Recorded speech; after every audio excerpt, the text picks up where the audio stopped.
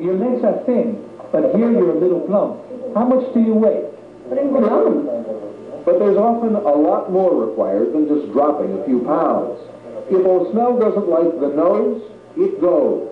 Nose jobs, breast jobs, tummy tucks, butt lifts, whatever he deems necessary. These permanent alterations are free. The pageant has an official plastic surgeon, even an official dental surgeon. Here, the plastic surgeon decides what to do about too much forehead, perhaps a lift here, and what to do when one side of the face has a droopy eye. A nip here, a tuck there, voila! Another thing, did you take a lot from here? I love liposuction. You love liposuction? Because what it takes a girl to lose weight in exercising 3 hours a day, in 10 minutes, we suck it out and there is no more problem. Well, Mel, doesn't this send out a message to women that they are not good enough as God made them? But God also made the plastic surgeon, and he made him for a purpose, to correct the little defects that he sent to earth, that he had not gotten right the first time. Sometimes the plastic surgeon has to explain the need for a slight smile adjustment. No small thing in a competition where you're smiling all the time. Keep in mind, plastic surgery doesn't have the stigma here it has up north. O'Smell likes to call it permanent makeup. This contestant went through with her surgery, and 3 weeks later, when the bandages came off, she seemed pleased with the results.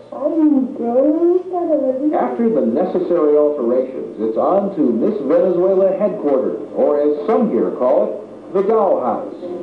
You might call this beauty queen boot camp.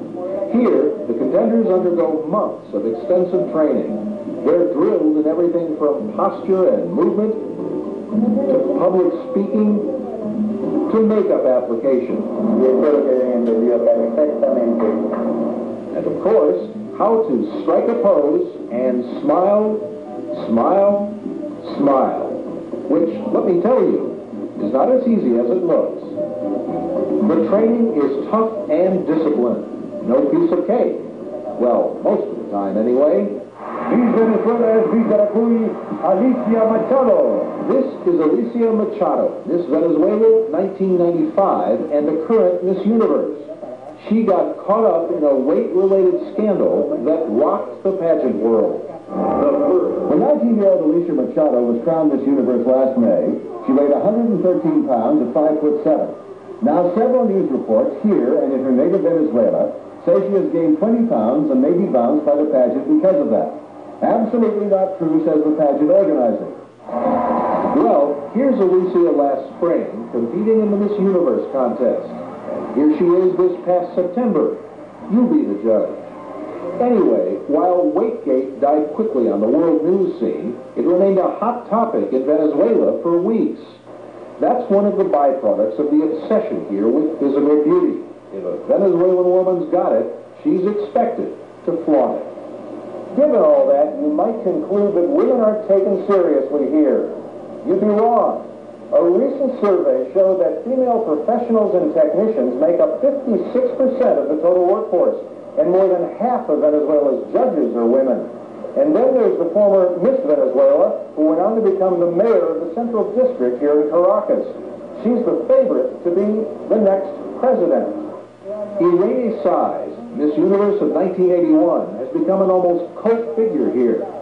Her path to power might make many Americans wince, but here in Venezuela, a beauty queen title is no shame. It is, in fact, a stepping stone to status and respectability. In America, feminists would complain that no matter where your beauty pageant winners go from the pageant, they started off being looked at and judged just because they're pretty. Well, unfortunately, that's the way it is. I don't believe in feminists. I have a phrase for the feminists.